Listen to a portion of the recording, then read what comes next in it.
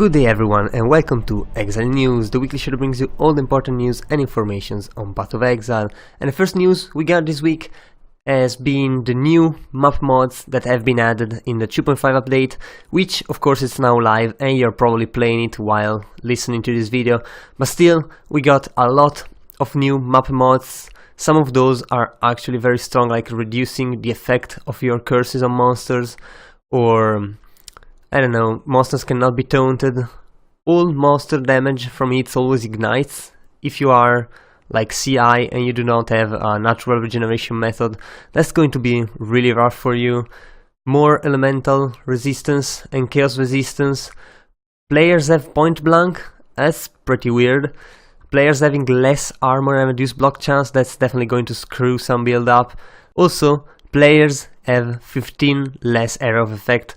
Of course, the mod scales throughout higher tier maps, so it's going to probably be like 20-25% less, which is absolutely insane, and it's going to be really annoying to play with. But yeah, it's nice to see some changes to the end game. I think that's always a good thing. We saw how good it was on the previous leagues when the Atlas appeared. Also, we got the challenges revealed finally, and although the gloves were supposed to be the first reward, they couldn't get them in time for a couple technical issues, so we are getting footprints again, and a new portal which actually looks pretty good, and a pair of demonic wings as a back attachment, so that's pretty good. There's also a gauge bar over here which tells you how many challenges you've completed and how close you are to the 3 big one, although it's really not clear enough because every point here it's not an actual challenge, so I don't even know why they would divide that bar by something that's not one unit, so I don't really understand how the bar works. Although they could have just, they could have just copied the one that's in the racing, that's used for the races in your profile, race seasons or something. So they could have just played with that. But still, it's pretty nice to have it. I would have liked to have a counter as well to know how many you actually have completed. But I guess that will come the next time. Some of those are really easy, like keep a breach open, surprisingly easy. And of course, some of those just complete by themselves. Like you do quests, you get a challenge, that's pretty easy. Doing some master's quests, that's also very easy. Although, it goes down to some really fucking hard one. Like, let me get down to the... There's a couple crazy ones. Well, except killing breach lords, but you can just use like global 820 to get that one. But still, upgrading breach uniques, that's not going to be too easy, although any 8 out of the following 17s, so you're definitely going to have to play a lot of breach. And also, to upgrade uniques, you'll have to kill breach lords, because they're the one who actually drop the fragments, which allow you to upgrade uniques, so that's going to be not as easy as it looks. Also RNG fitting in there, but still the very hardest ones are of course redeeming the set of divination cards, which is always very expensive, completing 10,000 map tiers where every map count as a tier. So let me explain it a bit better. A tier 1 map counts as 1, a tier 15 map counts as 15. So now add up how many maps you need to get to 10,000, and you realize that's going to be like over or almost 1,000 maps if you do high level ones, scaling or increasing like to like 1,015 maps if you're doing lower levels. So this is the real time killer here. Killing the Shaper is probably just normal business for a lot of players now. You can just use a global for that one too. And there's still the 3 endgame grinds, which are going to be pretty long anyway. I feel like the challenges this league are actually a bit harder. There's more difficult ones. So getting the 36 is going to be harder than usual.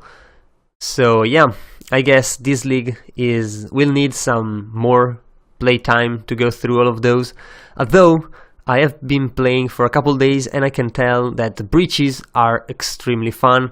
They are actually dangerous, the mob density is really high, so it's really fun to play in them, and they're also rewarding, so I think everything is there for the breach to maybe remain after the leagues, although maybe the uniques, maybe the breach rings would have to be toned down a lot, but still, definitely something that I can see remain in the old game, in the core game after the leagues ends. Also, of course, since the patch went live, we also got the patch notes, and they're not as long as I expected, but they're still really long. Of course, first part explains the breach challenge leagues, then there's all the new content, like 55 new uniques, which is, goddamn, that's a lot. The new gem Val breach, pretty fun to play with, hopefully I get one soon. Also, very early areas in Act 1 have been cosmetically improved. You might have noticed how good the Twilight Strand now is. There's a different type of rocks, better textures, better lighting, some trees around. There's also a very nice tree in Lionized Watch. So I'm really liking the improvements in the Act 1. Hopefully they come for the other acts as well, and I'm sure GGG will do that when they have the time. They're probably just focusing really hard on Act 5 at the moment. Also, new features, of course, essence changes since it made it into the main game. We already saw all of those. Mob changes, we just talked about that. General balance, so pretty interesting stuff. A lot of different stuff, so I'm not gonna go over all of them and just skim over it. And unique item balance changes, of course. Cosplay's Malice and Mjolnir have been brought down a little bit. Rumi's also has been reduced in its effect, because, I mean, it was way too strong. And a couple other items. Energy from Within also has been reduced a little bit, not too much, just to bring it a bit more in line with everything else. There's also a lot of skill balances. You might already know these or not. Some other changes to the Ascendancies and the Zana League mods that are going to be available, so Onslaught, Bloodlines Beyond, Warbands again, Ambush, Perandus again at 7, and Nemesis. Perandus was really common, and there's also a challenge about Perandus this time, so you'll have to level up your Zana to level 7. And I mean, if you play the game and if you map, you will level Zana anyway, so it's pretty good. Also, couple bug fixes. There's not many bug fixes, mostly because GGG bug fixed the hell out of the game with the previous patches, just to prepare for a smooth launch.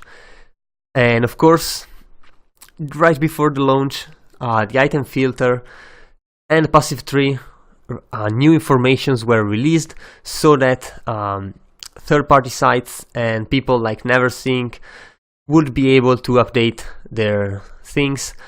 And yeah, you can see there's a couple more currencies, splinters, blessings, all the kind of stuff new to breach. And of course, if you own your item filter, you really need to implement these ones inside, otherwise you will be missing all of the good loots.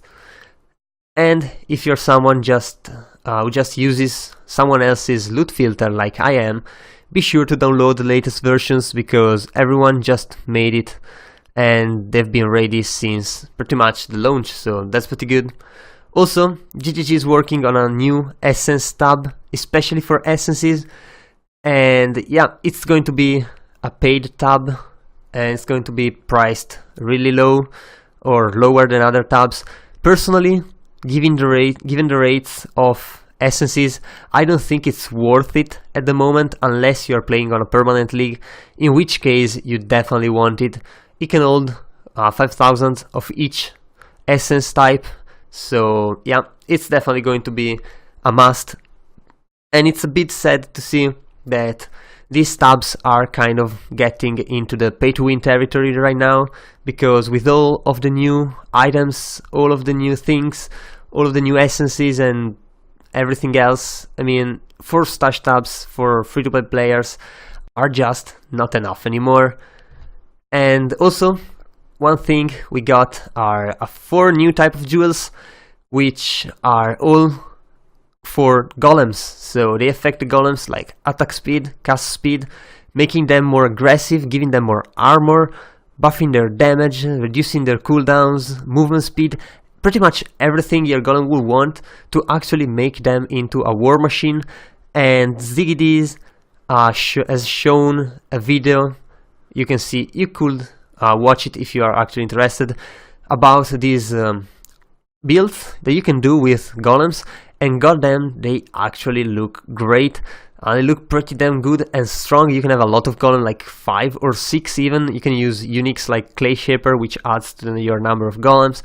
And yeah, golem also have been buffed in damage and everything else with the new patch, so golems are actually viable, which is really strange, as a damage dealer and not just to make a point. So yeah, if you're interested in a new type of build, which is a summoner build of course, be sure to check this out. Definitely really interesting. And also, of course, Breach is live, and GGG added a couple more servers right at the beginning just to reduce queue time, which in turn made for a very smooth launch. I think this is probably the smoothest launch ever, like no hiccups, no rollbacks needed, no people getting locked out and having to go through multiple queue times. So that's definitely a very good launch. Also, the game was in the front page of Twitch with a lot of like 30k viewers, and also the same amount as players on the Steam realm. So definitely a really good launch, and I can't wait to see how big it's going to be for the next leagues, which is going to bring Act 5, and that's going to be absolutely amazing. Yeah, I guess that was all for this week. If you enjoyed the video, leave a like and a comment down below. Also, if you want to remain updated every week, be sure to subscribe to my channel. So that was all. I've been your host Zorzo, and I'll see you guys the next time.